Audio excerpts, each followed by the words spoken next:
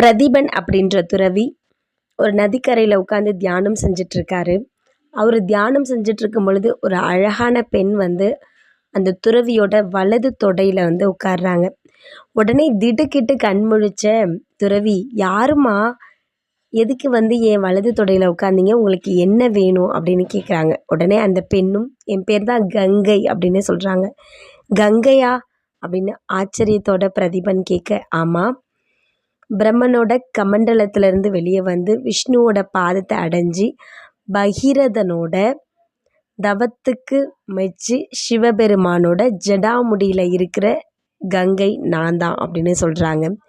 துறவி ஆச்சரியத்தோட, இவ்வளவு மகிமை வாய்ந்த பெண், நீங்கள் ஏன் வந்து என்னோட வலது தொடையில் உட்காரணும்? அது மட்டும் இல்லாமல் நீங்கள் என்னோட வலது தொடையில் உட்கார்ந்ததுனால நீங்கள் என்னோட பெண் குழந்தைக்கு சமம். அதனால் உங்களுக்கு என்ன வேணும்னு கேளுங்க, நான் உங்களுக்கு தரேன் அப்படின்னு துறவியும் வாக்கு கொடுக்குறாரு. அவங்களும் கொஞ்சம் கூட யோசிக்காமல், இவ்வளோ பெரிய ராஜ்யத்தை அரசாண்டுட்ருக்க சந்தனு மகாராஜாவை நான் திருமணம் செஞ்சுக்கணும் அப்படின்னு கங்கை தேவி வந்து கேட்குறாங்க.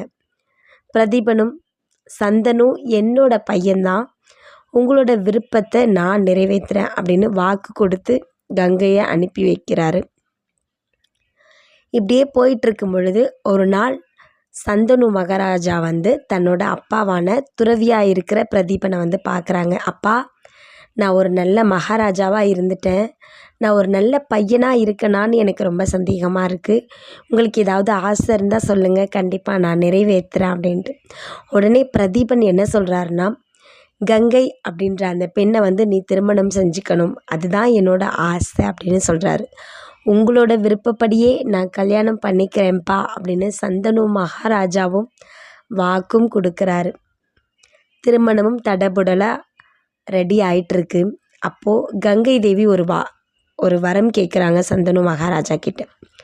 என்ன கேட்குறாங்கன்னா, திருமணத்துக்கு பிறகு நான் என்ன செஞ்சாலும் நீங்கள் என்னை கேள்வி கேட்கக்கூடாது அப்படின்ட்டு. சரி, நான் கேட்க மாட்டேன் அப்படின்னு கங்கை தேவியோட அழகில் மயங்கின சந்தனு மகாராஜாவும் வாக்கு கொடுத்துட்றாரு. திருமணமும்